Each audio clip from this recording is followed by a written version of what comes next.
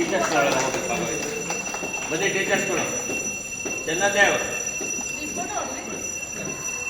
ಅವರು ಬನ್ನಿ, ಟೀಚರ್ಸ್ ಬನ್ನಿ.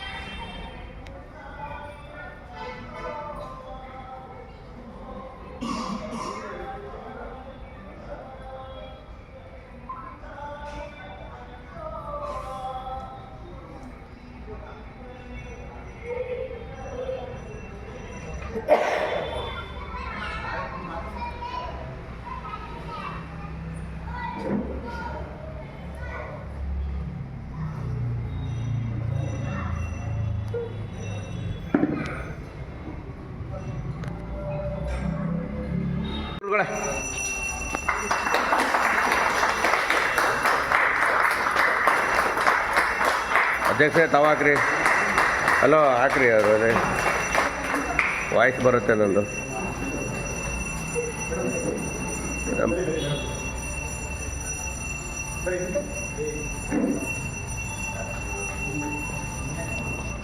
ಯಜಮಾನ್ರೆ ಹೋಗ್ರಿ, ನೀವು ಕೋಪ ಮಾಡ್ಕೊಂಬಿಟ್ಟಿದ್ರಿ, ಹೋಗ್ರಿ ಅಲ್ಲಿಗೆ. ಫಸ್ಟ್ ನನಗೆ ಗೊತ್ತಾಗುತ್ತೆ ರೀ, ನಾವು ಅಷ್ಟು ದಡ್ಡ ಅಲ್ಲ. ಹೋಗ್ರಿ, ಬನ್ನಿ ಬನ್ನಿ ಬನ್ನಿ ಬನ್ನಿ ಅಲ್ಲಿ ಬನ್ನಿ, ಬನ್ನಿರಿ ಅಲ್ಲೇ ಹೂವು ಹಾಕ್ರಿ, ಇದಾಕ್ರಿ.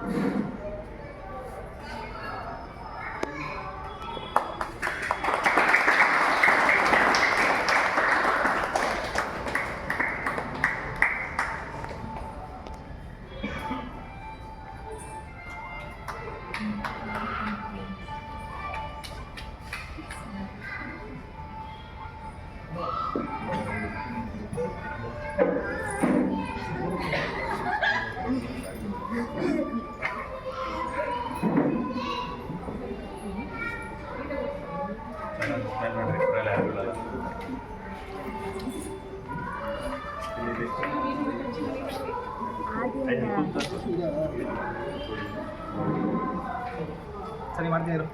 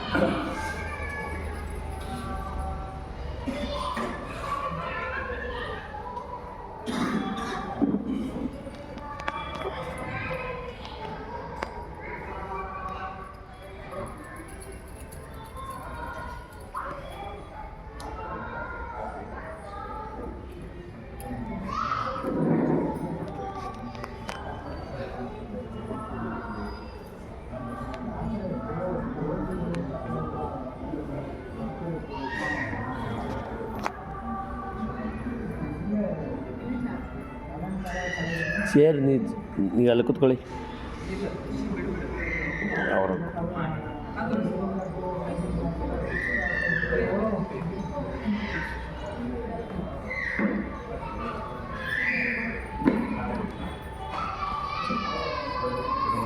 ಮೇಡಮ್, ನೀವು ಏನು ಗೊತ್ತಾ, ವಿಡಿಯೋ ಮಾಡ್ತಾ ಇದ್ದಾಗ ಪುಸ್ತಕ ತಿರುಗಿಬಿಡ್ಬೇಕು.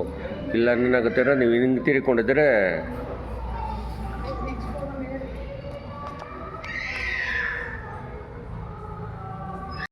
ನವರಾತ್ರಿಯ 2ನೇ ದಿನ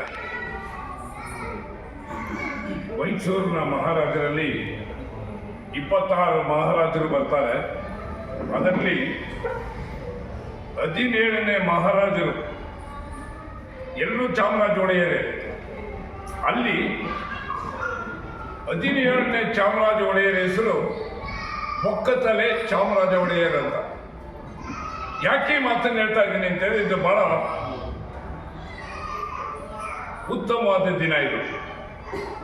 ಅವರು 17ನೇ ಮಹಾರಾಜರು ಚಾಮುಂಡಿ ಬೆಟ್ಟವನ್ನು ಹತ್ಕೊಂಡು ಹೋಗ್ತಾ ಇರ್ತಾರೆ ಮೆಟ್ಲ ಮೇಲೆ. 500 ಮೆಟ್ಲ ಹತ್ರ ಬಂದಾಗ ಬಸವಣ್ಣ ಇದಾನಲ್ಲಿ, ನಂದಿ ಹತ್ರ ಬಂದಾಗ ಸಿಡಿಲು ಹೊಡೆಯುತ್ತೆ. ಸಿಡಿಲು ಹೊಡೆದಾಗ ಇಡೀ ಮಹಾರಾಜರ ಎಲ್ಲ ಕೂದಲು ಉದುರೋಗುತ್ತೆ. ಇದು ನಮ್ಮ ಜನಕ್ಕೆ ಗೊತ್ತಿಲ್ಲ. ಇದು ಚರಿತ್ರೆಯಲ್ಲಿ ಇದೆ, ಪುಸ್ತಕದಲ್ಲೂ ಇದೆ. ಸಿಡ್ಲಿ ಬಾವಿ ಅಂತ ಊರಿದೆ ಇಲ್ಲಿ. ಯಾಕಿದೆ ಅಂತ ಹೇಳಿದ್ರೆ, ಅಲ್ಲೊಂದು ಮರ ಇತ್ತು, ಯಾವುದು ನುಗ್ಗೆ ಮರ ಇತ್ತು. ಸಿಡ್ಲು ಹೊಡೆದ ತಕ್ಷಣ ಏನಾಗೋಯ್ತು, ಈ ಸಮಯದಲ್ಲಿ ನವರಾತ್ರಿ ಸಮಯದಲ್ಲಿ ಅಲ್ಲೊಂದು ಬಾವಿ ಮಣ್ಣಿನೆಲ್ಲ ಇತ್ತು, ಅಲ್ಲೊಂದು ಬಾವಿ ಆಗೋಯ್ತು. ಆ ಊರ ಹೆಸರು ಸಿಡ್ಲು ಬಾವಿ ಆಯಿತು. ಹಾಗೆ ಭಕ್ತಲೆ ಚಾಮರಾಜ ಒಡೆಯರಾಯಿತು, ಹೆಸರು ಚೇಂಜ್ ಆಯಿತು. ಹಾಗೆ ಇಲ್ಲಿ ಇದೇ ಕುಮಾರಸ್ವಾಮಿ ಲೇಔಟ್ ಬಡಾವಣೆಯಲ್ಲಿ ನಮ್ಮ ಮಹಾದೇವ್ ಸ್ಫೂರ್ತಿ ತಂಡವನ್ನು ಪ್ರಾರಂಭ ಮಾಡಿದಾಗ ನಾನಿದ್ದೆ. ಇಲ್ಲಿ 2ನೇ ಬ್ರಾಂಚ್ ಓಪನ್ ಮಾಡ್ತಾ ಇದ್ದಾನಲ್ಲ, ಇದು ಸಂತೋಷಕರವಾದ ವಿಚಾರ. ಅವಾಗಲೇ ಮಾತಾಡ್ತಾ ಇದ್ದ ಕೈಗಂತ ನಾನು ಓದಿರೋದು 5 ಅಂತ, ಅದು ರಾಜ್ಕುಮಾರ್ ಓದಿರೋದು 4. ಪಾಠ ಇದೆಯಲ್ಲ, ಓದಲ್ಲ, ಓದಿಲ್ಲದೆ ಇರೋರು ದೇಶವನ್ನು ಆಳಿದ್ದಾರೆ. ರಾಜ್ಕುಮಾರ್ ಅವರು 200 ಕಾದಂಬರಿಗಳನ್ನು ಓದಿದ್ರು. ಓದಿರೋರು ಎಷ್ಟು ಜನ ಓದಿದ್ದಾರೆ? ಡಿಗ್ರಿ ಪಾಸ್ ಮಾಡಿರೋರು, ಗೋಲ್ಡ್ ಮೆಡಲ್ ಮಾಡಿರೋರು ಓದಿಲ್ಲ. ಬೆಳಗ್ಗೆ ಅವರು 3 ಗಂಟೆಗೆ ಎದ್ದೇಳ್ತಿದ್ರು. ಯಾತಕ್ಕೆ? ಬೆಳಗ್ಗೆ ವ್ಯಾಯಾಮವನ್ನು ಮಾಡೋರು, ಧ್ಯಾನವನ್ನು ಮಾಡೋರು. ಧ್ಯಾನ ಆದಮೇಲೆ ಕಾಫಿ ಕುಡಿಯೋ ಸಮಯದಲ್ಲಿ ಆ ಪಾರ್ವತಮ್ಮನವ್ರಿಗೆ ಕೇಳೋರು, ಎಲ್ಲಿ ಇವತ್ತಿನ ಪತ್ರಿಕೆ ಕಾಣ್ತಾ ಇಲ್ವಲ್ಲ ಅಂತ. ಅಂದರೆ ಓದುವ ಅಭ್ಯಾಸ ಅವ್ರಿಗೆ ಆ ರೀತಿ ಇತ್ತು. ಈಗ ಬಿಡಿ, 3 ಹೊತ್ತು ನಾವು ಏನು ಹಿಡಿಯೋದ್ರೂ ಮೊಬೈಲೇ ಇರಬೇಕು ನಮ್ಮ ಪಕ್ಕದಲ್ಲಿ. ಲೆಟ್ರಿನ್ಗೆ ಹೋಗ್ಬೇಕಾದ್ರೂ ಮೊಬೈಲ್ ಇರಬೇಕು, ಇದಾದ್ರೂ ಬರೋಲ್ಲ. ಒಂದು ಮಾತು ತಿಳ್ಕೊಳ್ಳಿ, ನೀವು ಇಲ್ಲೆಲ್ಲ ಮಕ್ಕಳನ್ನ ಕರ್ಕೊಂಡು ಬಂದಿರಲ್ಲ, ಕಡಿಮೆ ಸಂಖ್ಯೆಯಲ್ಲಿ ಇರ್ಬೋದು. ಮಕ್ಕಳ ಮೇಲೆ ಆಸಕ್ತಿಯನ್ನಿಟ್ಟು ನೀವು ಕರ್ಕೊಂಡು ಬಂದಿರೋದು ನಿಜಕ್ಕೂ ಎಲ್ಲರೂ ಮೆಚ್ಚತಕ್ಕಂಥ ಮಾತು. ಮಕ್ಕಳ ಭವಿಷ್ಯದ ರೂಪಿಸೋದೇ ಹೀಗೆ. ನಾವು ಬೆಳೆದು ಬಿಟ್ರಲ್ಲ, ನಮ್ಮ ಮಕ್ಕಳು ಬೆಳಿಬೇಕು, ಅವ್ರಿಗೆ ತಿಳುವಳಿಕೆ ಹೇಳಬೇಕು. ನಾನು ಹಿಂದೆ ಪಾಠ ಮಾಡ್ತಾ ಇರ್ಬೇಕಾದ್ರೆ ಕಲಾಕೇಸರಿ ಉದಯ್ ಕುಮಾರ್ ಅವರು ಕನ್ನಡ ಚಿತ್ರರಂಗದ ತ್ರಿಮೂರ್ತಿಗಳಲ್ಲಿ ಒಬ್ಬರಾಗಿದ್ರು. ನಾನು ನಾಟಕ ಮಾಡಿಸ್ತಾ ಇದ್ರಿ, ಈಗ ಬಗ್ಗೆ ನೋಡೋನು, ಎದುರ್ಕೊಳ್ಳೋನು, ಆಚೆ ಬಿಟ್ಟೋನು. ತುಂಬಾ ಕಷ್ಟಪಟ್ಟಿದ್ದಾನೆ. ಬೀದಿಯಲ್ಲಿ ಮಾರಾಟ ಮಾಡ್ಕೊಂಡಿದ್ದ, ಸಿಕ್ಕಿದ್ದನ್ನು ಕಾಸಿಲ್ಲ, ಏನಿಲ್ಲ. ಆದರೆ ಅಂತ ವ್ಯಕ್ತಿ ಓದು ನೋಡಿ, ಈಗ ಗಂಟೆಗಟ್ಟಲೆ ಮಾತಾಡ್ತಾನೆ ಅಂತ ಹೇಳಿದ್ರೆ ಅದು ಮಾತಾಡೋದು ಶಕ್ತಿ ಕೊಟ್ಟಿದ್ದು ಯಾವುದು? ರಂಗಭೂಮಿ. ರಂಗಭೂಮಿ ಹಿನ್ನೆಲೆಯಿಂದ ಬಂದಂತ ಚಾರ್ಲಿ ಚಾಪ್ಲಿನ್ ಇದ್ದಾರೆ, ಓದಿಲ್ಲ.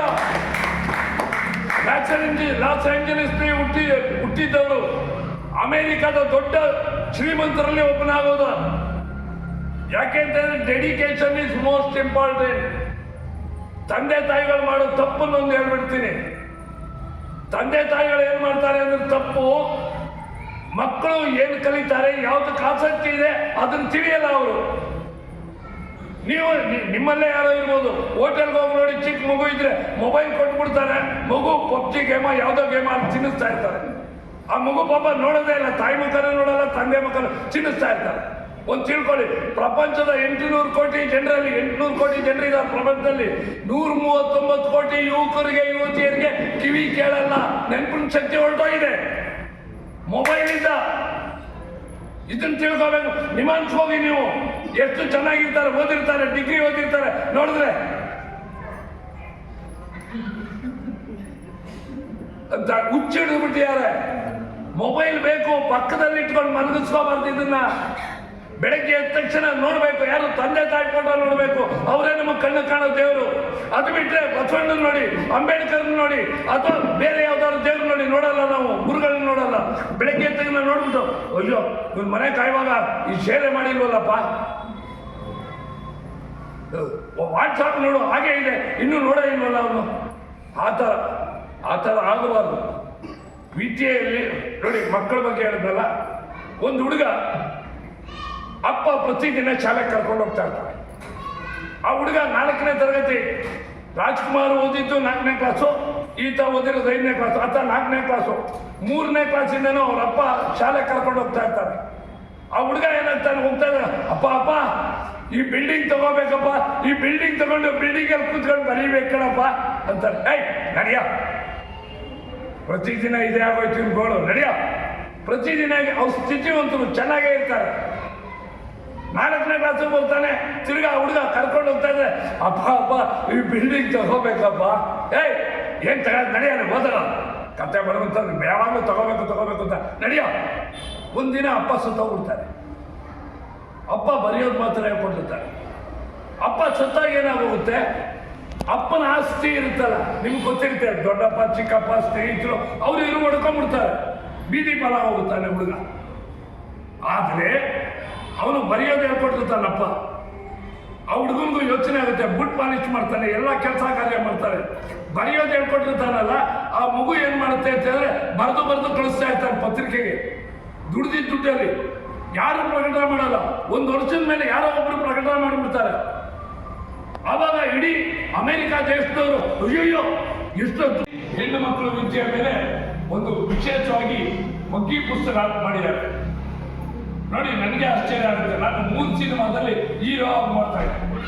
ಈ ಮಗ್ಗಿ ಪುಸ್ತಕ ಸುಮಾರು 3 ಕೋಟಿ ಸಿನಿಮಾ ಬಡ್ಜೆಟ್ ಹಾಕೋದು. ಕೊನೆಗೆ ನನ್ನೆಲ್ಲ 80 ದಿನ ಚಿತ್ರೀಕರಣದಲ್ಲಿ ಭಾಗವಹಿಸಿದೆ. ಬಹಳ ಪ್ರಮುಖವಾದ ಪಾತ್ರ. ಕನ್ನಡ ಚಿತ್ರರಂಗದ ಕೀರ್ವಾಣಿ ಹಿಡಿದು 16 ಜನ ಗಾಯಕರಾಡಿದ್ದಾರೆ. ಇಲ್ಲಿ ನಾನು ಹೊಗಳ್ಕೊಳ್ತಾ ಇಲ್ಲ, ಅಂದ್ರೆ ತೊಡಗಿಸ್ಕೊಳ್ಳೋದು. ಮೇಲಿಂದ ಮೇಲೆ ಮಾಡುವ ಪ್ರಯತ್ನವಿದ್ರೆ ಗುರಿ ಇರಬೇಕು, ಹಿಂದೆ ಗುರು ಇರಬೇಕು, ಮುನ್ನಡೀತಾ ಇರಬೇಕು. ಕಲಿಕೆಯಲ್ಲಿ ಶ್ರದ್ಧೆ ಇರಬೇಕು. ಆಮೇಲೆ ಸಮಯ ಅಮೂಲ್ಯವಾದದ್ದು. ಇವಾಗ ಎಲ್ಲ ಹೊರಗಡೆ ದೀಪಾಲಂಕಾರದಿಂದ ಇಡೀ ದಸರಾ ವೈಭವ ನವರಾತ್ರಿಯಲ್ಲಿ ಇಷ್ಟಿದ್ದು ನೀವೆಲ್ಲ ಇಲ್ಲಿ ಮಕ್ಕಳನ್ನ ಕಲಿಸೋದಕ್ಕೆ ಬಂದಿರಲ್ಲ. ಅದಕ್ಕೆ ನಿಜವಾಗ್ಲೂ ನನ್ನಂಥವ್ರು ಅಭಿನಂದನೆ ಸಲ್ಲಿಸ್ತೇನೆ. ಅದು ಅದಕ್ಕೆ ಇಂದಿನ ಮಕ್ಕಳೇ ಏನು ಹೇಳಿ ಮುಂದೊಂದು ಇಂದಿನ ಮಕ್ಕಳೇ ಯಾರು ಹೇಳಿ ಇದು ಮುಂದೊಂದು ಇಂದಿನ ಮಕ್ಕಳೇ ಯಾರು ನಾಳೆ ಮುಂದಕ್ಕೂ ಅಂತಿದ್ದಾರೆ. ಇಂದಿನ ಮಕ್ಕಳೇ ನಾಡಿನ ಪ್ರಜೆಗಳು. ಬಹಳ ಸಂತೋಷ. ನೋಡಿ, ವರಜಾ ಮೇಡಮ್ ಅವ್ರಿಗೂ ಹಾಗೂ ತಮ್ಮೆಲ್ಲರಿಗೂ ನಾನು ನಮಸ್ಕಾರಗಳನ್ನ ಮತ್ತೊಮ್ಮೆ. ರಂಗಭೂಮಿ ಬಗ್ಗೆ ನಮ್ಮ ರಮಾನಂದ್ ಅವರು ಬಹಳಷ್ಟು ಹೇಳಿದರು. ನಾನಾಗ್ಲಿ ಅವರಾಗ್ಲಿ ಇಷ್ಟೆಲ್ಲ ಸಿನಿಮಾಗಳು ಮಾಡಿದ್ರು ಕೂಡ ನಮ್ಮನ್ನ ಸಿನಿಮಾ ಮೂಲಕ ಗುರುತಿಸಿದ್ರು ಜನ ಕೂಡ ನಾವು ಹೇಳ್ಕೊಳ್ಳೋದು ನಾವು ರಂಗಭೂಮಿ ಕಲಾವಿದರು. ರಂಗಭೂಮಿ ಅನ್ನೋದು ಅಭಿನಯಕ್ಕೆ ಒಂದು ಅಡಿಪಾಯ, ಫೌಂಡೇಶನ್ ಅಂತ ಹೇಳ್ತೀರಿ. ಹಾಗೆ ರಮಾನಂದ್ ಅವ್ರ ಜೊತೆಯಲ್ಲಿ ಅವ್ರು ಹೇಳಿದಾಗೆ ನಾನು ಕರ್ನಾಟಕದಾದ್ಯಂತ ಬೀದಿ ನಾಟಕಗಳಲ್ಲಿ ಮತ್ತೆ ಸ್ಟೇಜ್ ಪ್ರೋಗ್ರಾಮ್ಗಳಲ್ಲಿ ಬಹಳಷ್ಟು ಅಭಿನಯಿಸಿದ್ದೀನಿ, ಸುತ್ತಿದ್ದೀನಿ. ಅವೆಲ್ಲ ನಮಗೆ ಇವತ್ತು ಒಂದು ಒಳ್ಳೆ ನೆನಪು ಅಂತ ಹೇಳ್ಕೊಳ್ಳಿಕ್ಕೆ ಖುಷಿಯಾಗಿದೆ. ರಮಾನಂದ್ ಅವ್ರ ತಂಡದಿಂದ ತುಂಬಾ ಜನ ಕಲಾವಿದರು ಬಂದರು. ಅದನ್ನೇ ಸ್ಫೂರ್ತಿಯಾಗಿ ತಗೊಂಡು ಮಹಾದೇವ್ ಅವರು ಕೂಡ ತಾನು ಕಲಾವಿದರಾಗಿ ಅಷ್ಟು ಮಾತ್ರ ಸಾಲದು ಅಂತ ಅವರು, ಅವರ ಸುಪುತ್ರ, ಅವರ ಇಡೀ ಕುಟುಂಬ ಎಲ್ಲ ಪ್ರತಿಭೆಗಳನ್ನ ಗುರುತಿಸಬೇಕು, ಅವರ ಒಂದು ವೇದಿಕೆಯನ್ನ ಒದಗಿಸ್ಕೊಡ್ಬೇಕು ಅನ್ನೋ ದೃಷ್ಟಿಯಿಂದ ಈ ಸ್ಫೂರ್ತಿ ಕಲಾ ಟ್ರಸ್ಟ್ನ ಆರಂಭ ಮಾಡಿದ್ರು. ಒಂದು ಸ್ಫೂರ್ತಿ ಕಲಾ ಟ್ರಸ್ಟ್ ಒಂದೇ ಅಲ್ಲ, ಇವತ್ತು ಅದರ 2ನೇ ಒಂದು ಬ್ರಾಂಚ್ ಕೂಡ ಮಾಡ್ತಾ ಇದ್ದಾರಲ್ಲ, ನಿಜಕ್ಕೂ ಹೆಮ್ಮೆ ಅನ್ನಿಸ್ತಾ ಇದೆ.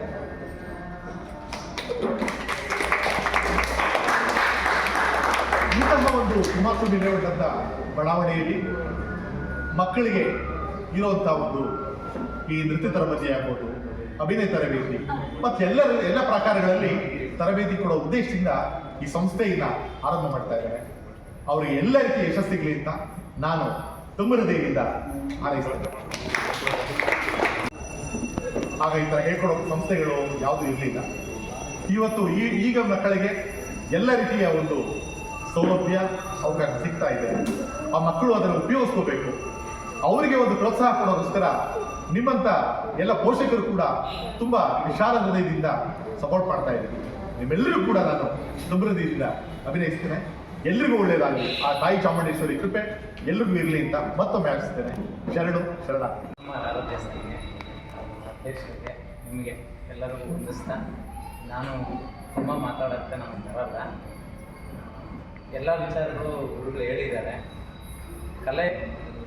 ಕಲೆ ಯಾರಲ್ಲಿ ಇರ್ತದೆ ಅವರಲ್ಲಿ ವಿನಯ ಇರ್ತದೆ, ಸಭ್ಯತೆ ಇರ್ತದೆ, ವಿವೇಚನಾ ಶಕ್ತಿ ಇರ್ತದೆ. ಸೊ ಮಕ್ಕಳನ್ನು ಕಲೆಯಲ್ಲಿ ತೊಡಗಿಸ್ಕೊಳ್ಳೋದಕ್ಕೆ ಅತಿ ಹೆಚ್ಚಿನ ಪೋಷಕರು ಪ್ರೋತ್ಸಾಹ ಮಾಡ್ತಾರೆ. ಮೈತ್ರಿ ಕಲಾ ಸಂಸ್ಥೆ ಹುಟ್ಟಿದಾಗಿನಿಂದ ಅಂದರೆ ಒಂದು 10 ವರ್ಷದಿಂದ ನಮಗೂ ಮತ್ತು ಮೈತ್ರಿ ಮಹಾದೇವ್ ಅವ್ರಿಗೂ ತುಂಬ ಬಾಂಧವ್ಯ ಇದೆ. ಅವ್ರು ಹೇಳ್ದಂಗೆ ಅವ್ರು ಹೇಳಿದ್ದೆಲ್ಲನೂ ಸತ್ಯನೇ. ನಾನು ಕಲೆಗೋಸ್ಕರ ಏನು ಬೇಕಾದರೂ ಮಾಡ್ತೀನಿ ಗೌಡ್ರೆ.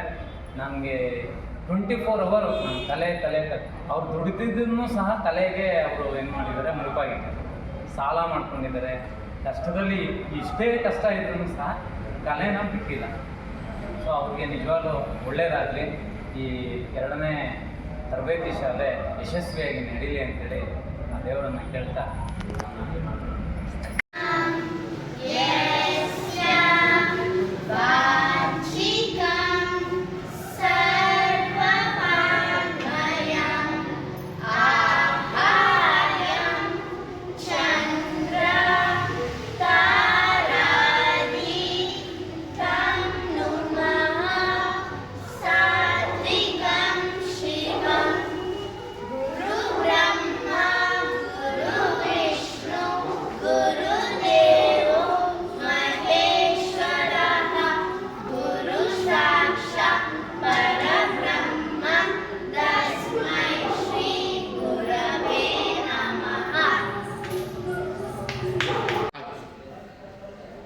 ರಮಾನಂದ ಅವ್ರ ಜೊತೆಯಲ್ಲಿ ಅವ್ರು ಹೇಳಿದಾಗೆ ನಾನು ಕರ್ನಾಟಕದಾದ್ಯಂತ ಬೀದಿ ನಾಟಕಗಳಲ್ಲಿ ಮತ್ತು ಸ್ಟೇಜ್ ಪ್ರೋಗ್ರಾಮ್ಗಳಲ್ಲಿ ಬಹಳಷ್ಟು ಅಭಿನಯಿಸಿದ್ದೀನಿ, ಸುತ್ತಿದ್ದೀನಿ. ಅವೆಲ್ಲ ನಮಗೆ ಇವತ್ತು ಒಂದು ಒಳ್ಳೆ ನೆನಪು ಅಂತ ಹೇಳ್ಕೊಳ್ಳಿಕ್ಕೆ ಖುಷಿಯಾಗಿದೆ. ರಮಾನಂದ ಅವ್ರ ತಂಡದಿಂದ ತುಂಬ ಜನ ಕಲಾವಿದರು ಬಂದರು. ಅದನ್ನೇ ಸ್ಫೂರ್ತಿಯಾಗಿ ತಗೊಂಡು ಮಹಾದೇವ್ ಅವರು ಕೂಡ ತಾನು ಕಲಾವಿದರಾಗಿ ಅಷ್ಟು ಮಾತ್ರ ಸಾಲದು ಅಂತ ಅವರು, ಅವರ ಸುಪುತ್ರ, ಅವರ ಇಡೀ ಕುಟುಂಬ ಎಲ್ಲ ಪ್ರತಿಭೆಗಳನ್ನ ಗುರುತಿಸಬೇಕು, ಅವರು ಒಂದು ವೇದಿಕೆಯನ್ನ ಒದಗಿಸ್ಕೊಳ್ಬೇಕು ಅನ್ನೋ ದೃಷ್ಟಿಯಿಂದ ಈ ಸ್ಫೂರ್ತಿ ಕಲಾ ಟ್ರಸ್ಟ್ನ ಆರಂಭ ಮಾಡಿದ್ರು. ಒಂದು ಸ್ಫೂರ್ತಿ ಕಲಾ ಟ್ರಸ್ಟ್ ಒಂದೇ ಅಲ್ಲ, ಇವತ್ತು ಅದರ 2ನೇ ಒಂದು ಬ್ರಾಂಚ್ ಕೂಡ ಮಾಡ್ತಾ ಇದ್ದಾರಲ್ಲ, ನಿಜಕ್ಕೂ ಹೆಮ್ಮೆ ಅನಿಸ್ತಾ ಇದೆ.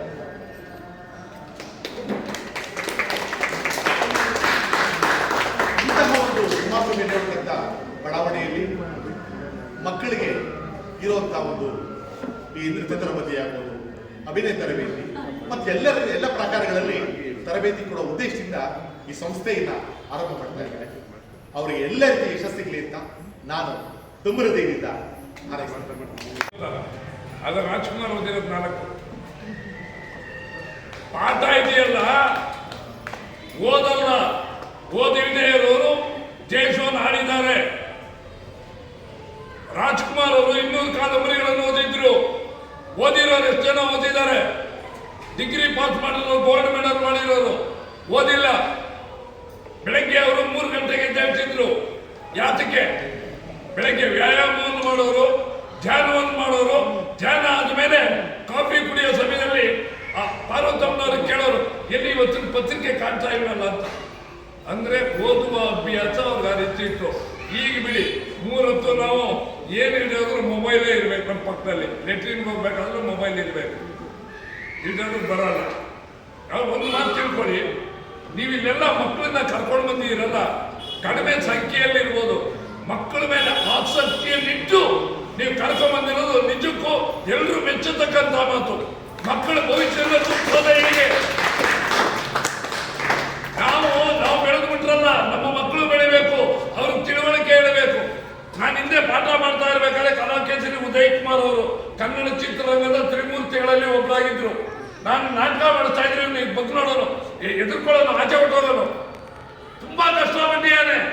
ಬೀದಿಯಲ್ಲಿ ಮಾರಾಟ ಮಾಡ್ಕೊಂಡಿದ್ದ, ಸಿಕ್ಕಿದ್ದನ್ನು ಕಾಸಿಲ್ಲ, ಏನಿಲ್ಲ. ಆದ್ರೆ ಅಂತ ವ್ಯಕ್ತಿ ಓದು ನೋಡಿ, ಈಗ ಗಂಟೆ ಮಾತಾಡ್ತಾನೆ ಅಂತ ಹೇಳಿದ್ರೆ ಅದು ಮಾತಾಡೋದು ಶಕ್ತಿ ಕೊಟ್ಟಿದ್ಯಾವುದು? ರಂಗಭೂಮಿ ಮೇಲೆ ಚಾಕರಿ ತಗೊಂಡಿದ್ದಾರೆ, ಓದಿಲ್ಲ. ಲಾಸ್ ಏಂಜಲೀಸ್ ಹುಟ್ಟಿದ್ದವರು, ಅಮೆರಿಕದ ದೊಡ್ಡ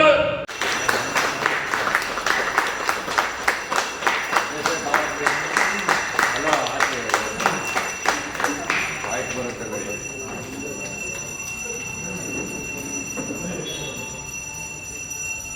ಕೊಬ್ಬ ಮಾಡ್ಕೊಂಡಿದ್ದು ಹೋಗ್ರಲ್ಲಿ ಫಸ್ಟ್ ನನಗೆ ಗೊತ್ತಾಗುತ್ತೆ ರೀ ನಾವು ದಡ್ಡಲ್ಲ ಹೋಗಿ ಬನ್ನಿ ಅಲ್ಲಿ ಬನ್ನಿ ಬನ್ರಿ ಅಲ್ಲಿ ಹೂವು ಹಾಕ್ರಿ ಇದಾಕ್ರಿ